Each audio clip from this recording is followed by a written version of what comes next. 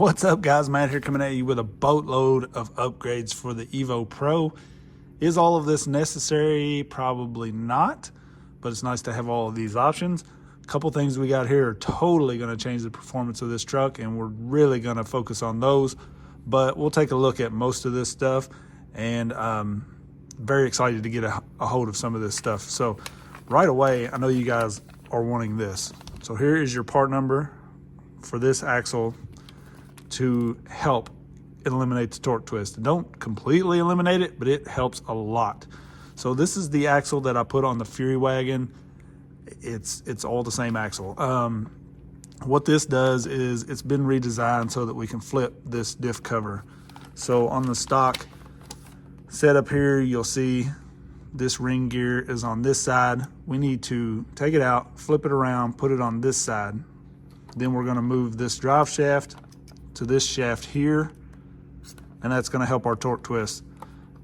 The reason you can't do it with stock is just because of the design of this diff cover. You can't get it flipped. All right. So now we have this one that we can.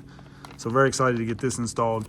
We will do some test with it on the incline board the way it sits, and then we will redo them after some of these upgrades.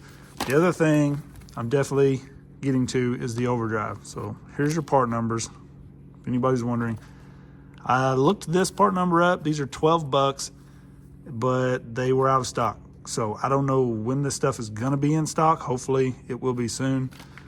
This, I think these are in stock at the moment, but this is like 40 bucks. A little bit high for an axle housing, in my opinion, but it's probably going to be well worth it on this thing to get rid of the torque twists. Figure they kind of know that.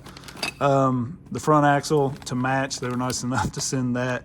I'm very thankful for that because I hate running mismatched stuff. I'm just weird like that. We've got rear brass weights. We've got front brass weights. These also say V2, so I'm hoping these work well with the overdrive gears. When I installed these two things together on the Fury wagon, because that does have the same axles, if you don't know, I had issues with these gears and these covers. They were grinding, rubbing on each other. So I'm hoping now that that says V2, that's all gonna work. I think that was a little bit of a hold up on these gears being released. So hopefully this stuff is gonna be coming soon now. And then we've got full bearings for the entire truck. We've got the aluminum servo and axle conversion set. This is really for like the rock van and stuff that didn't have the servo and axle, but it's going to give us an aluminum mount, aluminum links and everything for this truck. We've got some aluminum high clearance links, so we're just going to gain even more clearance on this thing. Very nice. The aluminum big bore oil shocks. This has got some good shocks on it, so now we got the aluminum version. And then these brass hex here. So the Evo Pro has these plastic hex wideners. That's why it sits so wide, but we now have them in brass. So we can swap those out, throw the brass ones on, keep our width, but gain a little more weight up front. So I'm gonna get at least these, the axles, the overdrive, and maybe the rear portal covers with the front. We'll see what all it needs, kind of balance it out. But we're gonna get some of this stuff installed and just kind of test it out. And then they also have these 60mm tires that fit these stock wheels. So if you want to keep the stock wheels and just kind of lower this thing a little bit, these are 68s stock on the Evo Pro. You can drop these 60s on. It's gonna bring everything down a little bit. So nice to have that option as well. So let's get started with the install of this. I want to show you guys the rear axle, how we go about that, and then we'll just test this stuff. All right, so in stock form right now we're at 52.3. You'll see the torque twist is pretty bad on the stock truck. It's gonna start lifting that driver. See how far up that is already at 53, but we are getting it. Let's go like 55. So 54.9 right there.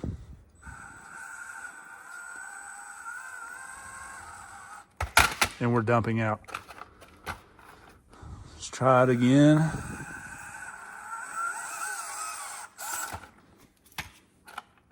so we're not getting that. Let's go to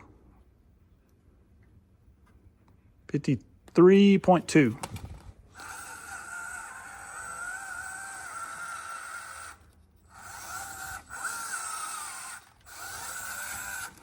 So I think we're gonna get like 54.5.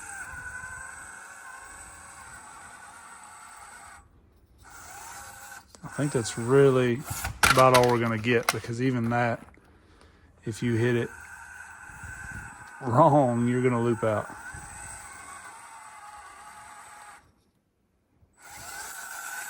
So we're only getting 54.5 as it sits.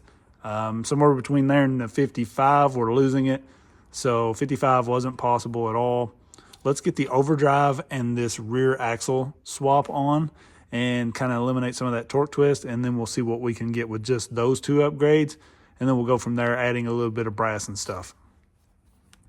All right, so we're going to start with the rear housing swap. This is very simple.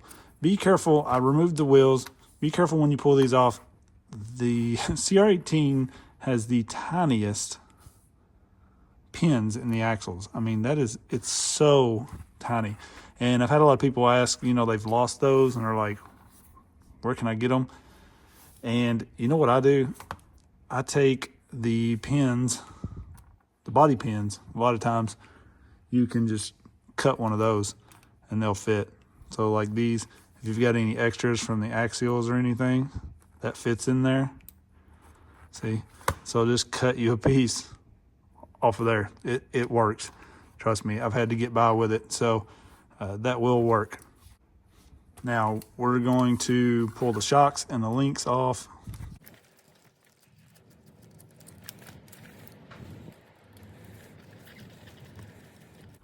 So now is a good time to go ahead and swap your drive shaft, because you'll get this all back together and forget. And I am going to go ahead and change these rear links while I've got this all apart, because I don't really feel like putting this all back together, and then when I go to put the high clearance links on, taking it all apart again. So we will do the links while we're here, and it really helps to just kind of get that out of the way anyways.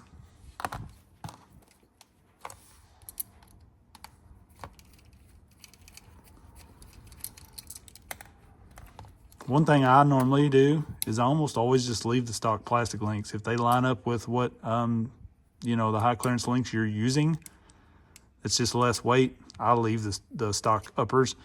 That's just me personally. You can change them out. Either way will be fine, but I'm going to just leave the uppers. You can see by getting that out of the way, it made this easier to get to. So now we're going to install this on this shaft.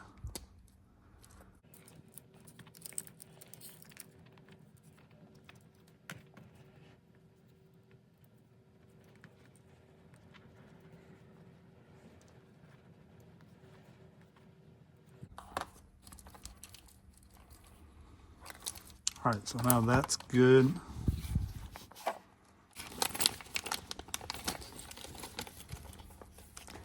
So one thing I like about these links is we don't have to put all of this together. They've already did that. I mean, it's not a huge deal, but I get tired of putting all those O-rings and stuff together on every set of links. And then I think the way this is gonna work is we now have these long screws. With one of these, we're going to put into the shock. So you're just going to pull this entire thing out. You'll pop one of these in.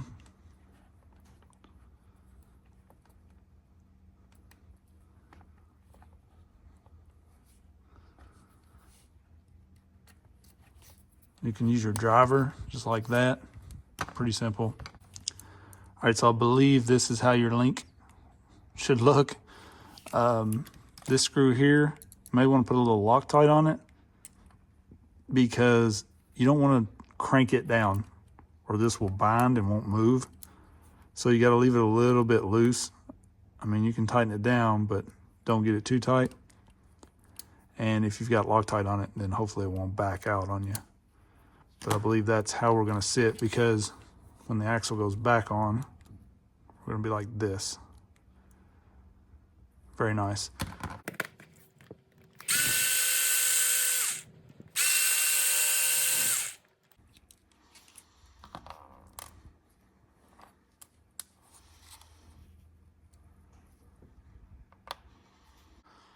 So as I get into this, I'll just keep doing more and more. Figured we may as well go ahead and put the bearings in here and put these brass covers on instead of putting all of this back. So I'm gonna do that while I'm in here. I'm gonna change out these bushings for bearings, get the entire rear end set up on bearings.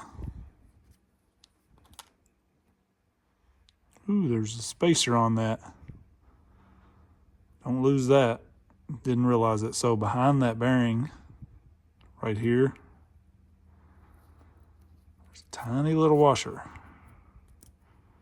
right there. So I don't know if that's absolutely 100% necessary since we're putting bearings on there now, but we're gonna leave it. All right, so now you can see before the gear was on the right side where this notch is. Now that this is opened up, we can move it to the left. That's how you want to look. Obviously, with a little grease in there.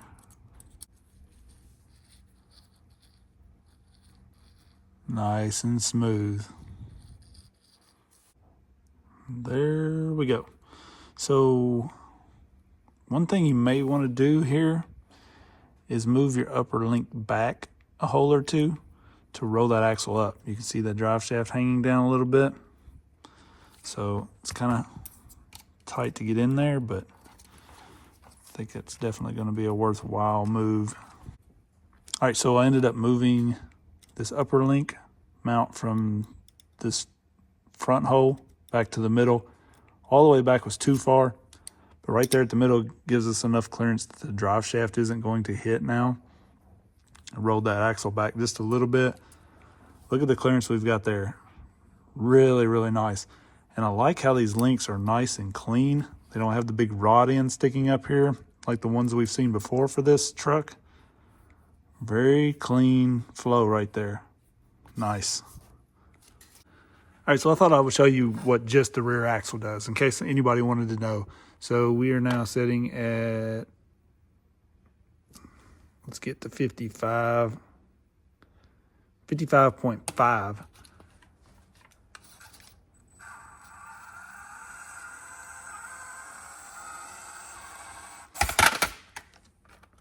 So that brass back there may kind of hurt us, as you can see, because we're still not getting to 55. 54.6. Can we get what we were getting before? Definitely. And if you notice, it's not even lifting that front at all. So I think adding the brass back here kind of hurt us a little bit because we're heavier in the rear right now because I haven't did the front yet. But you can definitely see that this thing is much more planted. It's just flipping back because we have weight back here with the brass, nothing up front yet. I can feel it's definitely heavier in the rear. So let's do the front real quick and then we will try it again. All right, a couple things real quick, just so you guys can see what I ended up doing here. I did go ahead and do the front housing with the brass outer, aluminum inner. We've got the front links on now. I used these brass hex extenders on the front. I left these stock plastic ones on the rear. That way we're a little lighter in the rear. Hopefully we can use the other ones like this to tune, to put more weight back there later if we need it. One thing I would say is the servo mount, this aluminum one, is slightly different. It brings your servo way back. And so when I got this on there, my servo was actually hitting the motor and the shocks wouldn't compress at all. So you can see I used some brass bushings that I took out of the axles when I put the bearings in to space the servo back out because I really didn't want to have to take the links and everything loose to get this aluminum mount back off.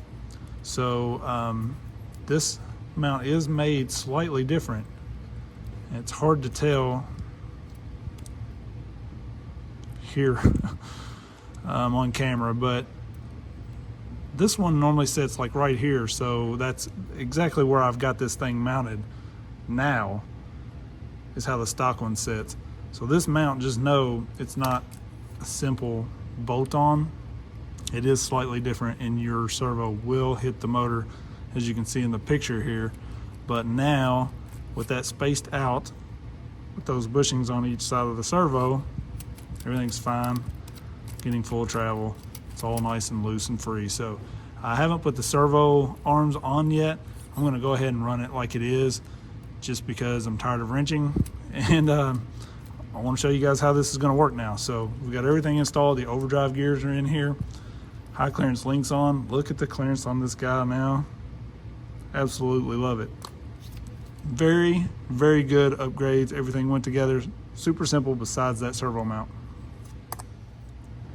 Another quick little note, which you'll probably know anyways, but those little bushings like that go in here, save those when you take your stock steering knuckles out, because you need to reuse them with these. It didn't come with any, and it needed them. So you will reuse those and your screws here. So make sure you save those. These knuckles didn't come with that. All right, let's see if we did any good here. This is at 55.5. Before we couldn't even get 55. You can definitely see that overdrive pulling first. Straight up that. We now lift the passenger a little bit, but much, much better on the torque twist. So here at 56.5.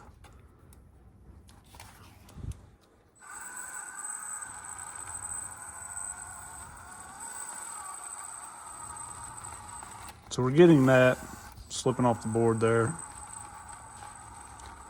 It's still definitely raising that passenger side now, but 56.5 is doable. I've got to fix this thing.